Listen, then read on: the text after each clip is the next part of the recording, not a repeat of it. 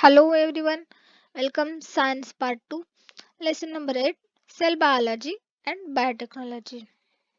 In previous video, we learn about the stem cells and biotechnologyचे importance. आता आपण third part पाहणार आहोत त्याचा ह्यूमन हेल्थ. ह्यूमन हेल्थसाठी बायोटेक्नॉलॉजी कशा प्रकारे उपयोगी आहे हे पाहणार आहोत. Diagnosis and treatment of the diseases are two important aspects of the human health management. Biotechnology helps to identify the role of the gene and disease of a person. तर याच्यामुळे काय होतं तर आपले जे डिसीज आहेत त्यांचं डायग्नोस होणं म्हणजे डिसीज कोणतं झालं आहे त्याची लक्षणं काय आहेत ही हे ठरवता येतं. तसंच त्याच्यावरती कोणत्या प्रकारची ट्रीटमेंट द्यायची हे दोन आस्पेक्ट आहेत जे ह्युमन हेल्थ मॅनेजमेंटसाठी महत्त्वाचे आहे. आणि यामध्ये सर्वात महत्त्वाचं रोल प्ले करतात ते जीन्स किंवा एखादा कोणता डिसीज झाला आहे पर्सनला तर त्याच्यावरून त्याचे डायग्नोसिस करणं हे सोपं जातं. Diagnosis of a diabetes and heart diseases become possible even before the onset of symptoms with the help of biotechnology. बायोटेक्नॉलॉजीच्या मदतीने आपल्याला जे हार्ट बद्दलचे काही प्रॉब्लेम असतील किंवा डायबिटीस सारखे रोग असतील, डिसीज असतील तर त्यांचं डायग्नोस करणं हे इझी होतं. तसंच एड्स असेल, डेंग्यू असेल हे आपल्याला फ्यू मिनिट्स मध्येच डायग्नोस करता येतात आणि त्यांची ट्रीटमेंट जी आहे ते आपण लवकरात लवकर सुरू करू शकतो. वेगवेगळ्या मेडिसिन्स मध्ये देखील याचा यूज केला जातो. जसे की जे इन्सुलिन नावाचं जे हार्मोन आहे जे आपल्या पॅनक्रियाज मध्ये असतं ते पॅनक्रियाज मधलं इन्सुलिनची लेवल कमी जास्त झाली तर आपल्याला डायबिटीस डिटेक्ट होतो.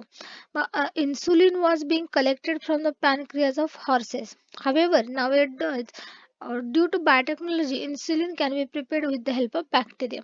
मग हे इन्सुलिन जे जे इंजेक्शन दिलं जातं ते पूर्वी हॉर्सच्या पॅनक्रियाज मधून कलेक्ट केलं जायचं. पण आणि त्याच्यापासून ते वॅक्सिन असेल किंवा एखादं सिरप असेल हे तयार करायचं. परंतु आता तसं राहिलेलं नाहीये. आता यामध्ये मायक्रोबच्या मदतीनेच ते इन्सुलिन तयार केलं जातं आणि ते डायबिटीस पेशंटला दिलं जातं. For this purpose, human insulin gene has reinserted into the genome of bacteria. Various vaccines and antibiotics are also produced. Antibiotics सुद्धा यापासून तयार केले जातात. Vaccines and vaccination. मग व्हॅक्सिन म्हणजे काय तर vaccine is the antigen containing material given to or acquire either permanent or temporary immunity against a specific pathogen or disease.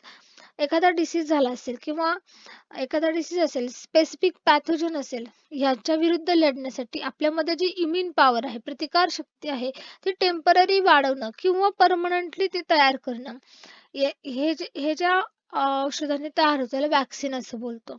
Traditionally हे जे वॅक्सिन्स आहेत ते पॅथोजनच्या मदतीनंच केले जातात. Completely or partially killed pathogens were used as a vaccines. However, due to this, there were chances of contracting the diseases in case of some persons. Hence, an alternative scientist tried to artificially produce the vaccines with the help of biotechnology. त्यामुळे आता artificially त्याचं vaccines तयार करण्यासाठी ते बायोटेक्नॉलॉजीची मदत घेतात. Scientists produce the antigen in the laboratory with the help of gene isolated from the pathogen. Use it as a vaccine. हे जे पॅथोजन आहेत त्यांना आयसोलेटेड ठेवलं जातं आणि विथ द हेल्प ऑफ जीनच्या मदतीनेच वॅक्सिन्स तयार केले जातात आणि सेफर वॅक्सिन जे आहे ते प्रोड्यूस केले जातात. Protein which act as an antigen are injected in pure form instead of injecting the killed or semi-killed pathogens. These proteins keep the persons away from the diseases by keeping the immune system active. The injecting the antigen safest way in the vaccination. Inject करणं एखादं antigen जे असेल ते safest way आहे. Vaccines produced with the help of biotechnology more thermostable and remain active for longer duration. मग biotechnology मदतीने हे काय केलं जातं थर्मोस्टेबल म्हणजे हीटला स्टेबल केलं जातं.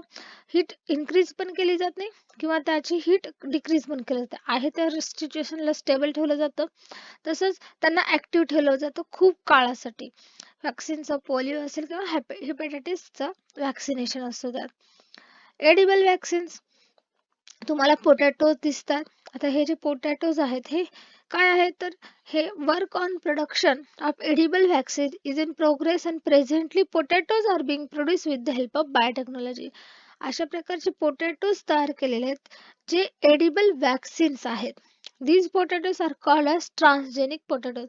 आणि असे जे पोटॅटोज तयार केले जातात त्यांना ट्रान्सजेनिक पोटॅटोज असे बोलतात.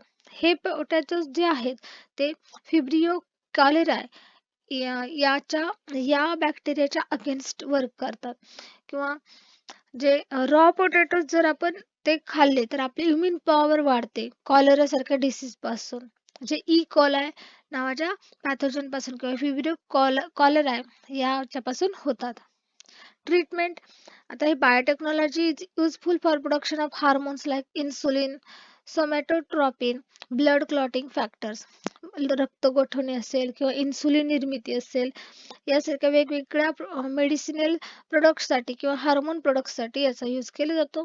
Interferon, this is a group of small size protein molecule use in treatment of viral diseases. जे व्हायरल डिसीजेस आहेत, ट्रान्सजेनिक जे डिसीजेस होतात किंवा ब्लड प्रोडक्शनसाठी याचा यूज केला जातो. Gene therapy, gene therapy to treat the genetic disorders in somatic cells has become possible due to biotechnology. Somatic cells चा हे कधी दिली जाते जेव्हा जीन थेरपी जेनेटिक डिसऑर्डर्स असेल सोमॅटिक सेल्स मध्ये किंवा सोमॅटिक सेल्सचा पॉसिबल केलं जातं त्याच्यापासून की जेनेटिक डिसऑर्डर्स नसले पाहिजेत.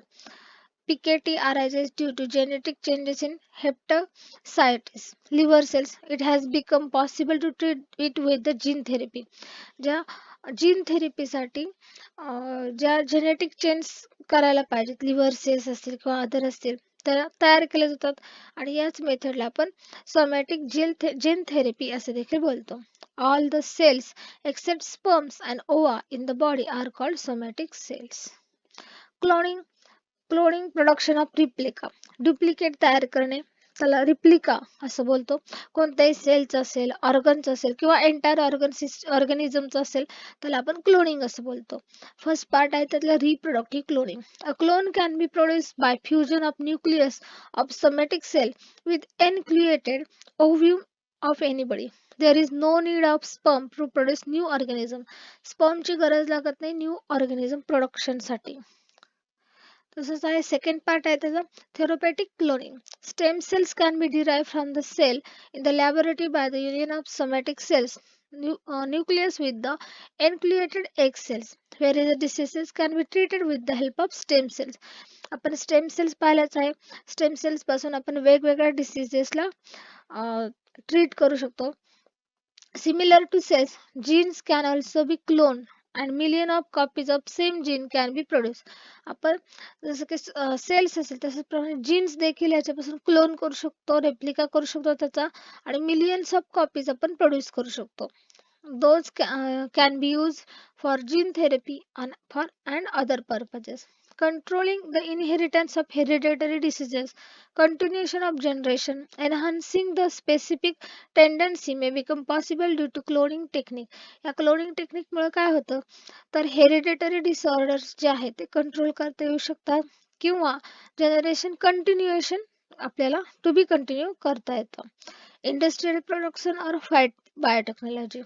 Various industrial chemicals can be produced through the less expensive processes. Alcohol production from sugar molasses with the help of transgenic yeast. Environment and biotechnology. आता एन्व्हायरमेंट मध्ये बायोटेक्नॉलॉजीचा वापर कशा पद्धतीने होतो ते पाहूयात. आता microbes are useful on large scale while production of compost by treatment on solid organic waste material. जे आपला सॉलिड ऑर्गॅनिक वेस्ट म्हणजे घरातला जो कचरा असतो भाजीपाला वगैरे ह्यांच्यावर मायक्रोबचा वापर करून आपण युजफुल असं कंपोस्ट तयार करू शकतो. Bioremediation, biopesticides, biofertilizers, biosensors etcetera are some new concept in biotechnological method.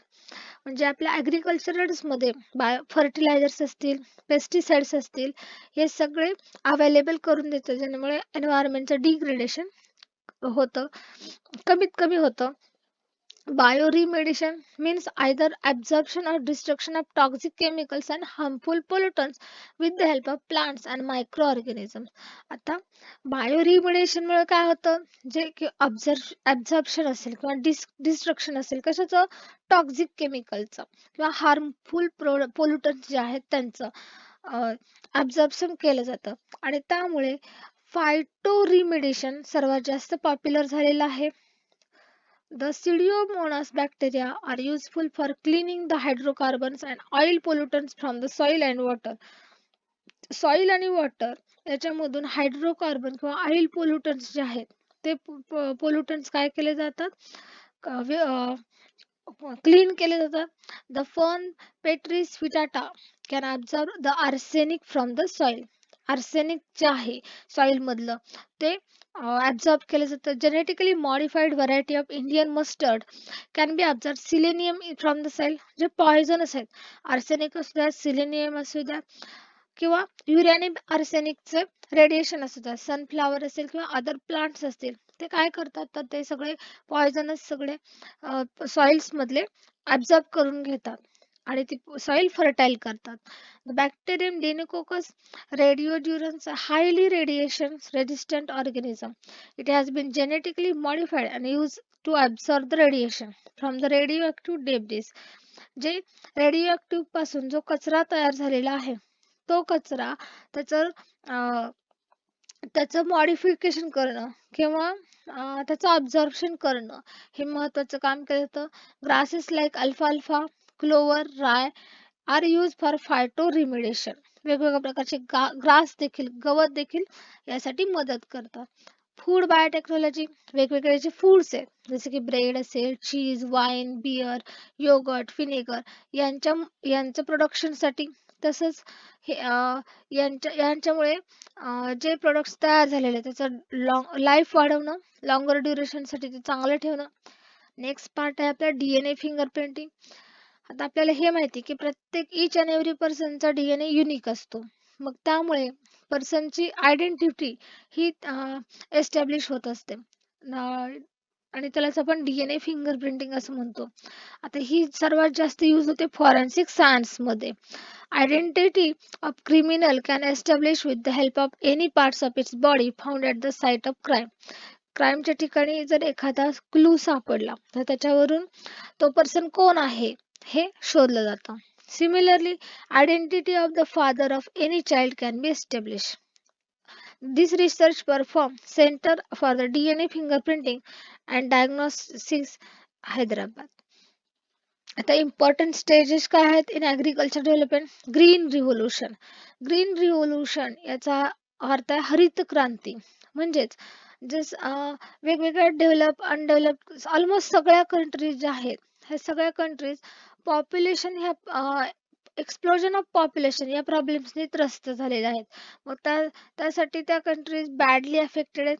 Poor quality quantity of food. Various methods applied for harvesting maximum yield for minimum land are collectively called green revolution. मग ह्या सगळ्यावरती उपाययोजना केल्या पाहिजेत. मग वेगवेगळ्या methods use केल्या जातात. म्हणजे कमीत कमी जागेमध्ये जास्तीत जास्त यील्ड काढणं म्हणजे उत्पन्न काढणं, त्यालाच आपण ग्रीन रिव्होल्युशन असं म्हणलं जातं. ज्या ड्वार्फ व्हरायटीज आहेत इम्प्रुव्हाइज केले जातात, व्हीटच्या असेल, राईसच्या असेल, वेगवेगळ्या प्रकारचे फर्टिलायझर्स, पेस्टिसाइड्स मॅनेज केले जातात, वॉटर मॅनेज केलं जातं आणि सगळ्या प्रकारचं फूड ग्रेन्स जे आहे त्याचं फूड ग्रेन्स त्याचं प्रोडक्शन वाढवलं जातं आणि सगळ्या पॉप्युलेशनला पुरेल किंवा सगळ्या पॉप्युलेशनची भूक भागेल अशा पद्धतीने ते प्रोडक्शन केलं जातं. त्यालाच आपण ग्रीन रिव्होल्युशन म्हणतात. सेकंड आहे व्हाईट रिव्होल्युशन. व्हाईट रिव्होल्युशन याचा अर्थ मिल्क आणि मिल्क प्रोडक्टच्या संदर्भात. म्हणजे डॉक्टर वर्गीस कुरियन हे सर्वात मोठं नाव घेतलं जातं. बायोटेक्नॉलॉजीच्या मदतीने त्यांनी वेगवेगळ्या प्रकारच्या डेअरीज एस्टॅब्लिश केल्या आणि सर्वात महत्त्वाचे मिल्क आणि मिल्क प्रोडक्ट तयार करणं, कमर्शियल लेवलला करणं आणि त्यांची सेल्फ सफिशियन्सी डेअरी बिझनेस वाढवणं. म्हणजे इकॉनॉमिकली ते चाललं पाहिजे, क्वालिटी कंट्रोल झाली पाहिजे, क्वांटिटी कंट्रोल झाली पाहिजे. ह्या सगळ्या गोष्टींचा वापर या व्हाईट रिव्होल्युशन मध्ये केला जातो. नेक्स्ट पार्ट आहे blue revolution. Production of various useful aquatic organism with the help of water is called as a blue revolution. Aquatic organisms वरती देखील या पॉप्युलेशनचा किंवा पोल्युशनचा अफेक्ट झालेला आहे. मग त्यामध्ये युजफुल aquatic organism वाढवणं जेणेकरून जे आपले बाकीचे जे aquatic लाईफ आहे ते स्टेबल राहील या प्रकारचं, त्याला आपण ब्ल्यू रिव्होल्युशन असं बोलतो. फर्टिलायझर्स, दोन टाईपचे फर्टिलायझर्स आहेत, एक केमिकल आणि सेकंड आहे ऑर्गॅनिक मॅन्युअर. मग केमिकलच्या फर्टिलायझर्समुळे सॉइल जे आहे ते अनफर्टाईल होते किंवा वेगवेगळ्या प्रकारचे डिसीज होऊ शकतात, ते ह्युमन हेल्थ वरती अफेक्ट होऊ शकतं. त्यामुळे ऑर्गॅनिक मॅन्युअरकडे आता आपले बरेचसे लोक आता पुन्हा वळालेले आहेत. मग या बायोटेक्नॉलॉजीच्या मदतीनं सॉइल मधली फर्टिलिटी वाढवली जाते किंवा वॉटर होल्डिंग कॅपॅसिटी जी आहे ती वाढवली जाते. पिकांमध्ये जे बियाणं आपण पेरतो, सीड्स जे आहेत त्याच्यामध्ये रेजिस्टिव्हिटी पॉवर ऑलरेडी वाढवली जाते. तसंच जो अप्पर लेअर आहे सॉइलचा तो ह्युमस फॉर्मेशन साठी महत्वाचा असतो.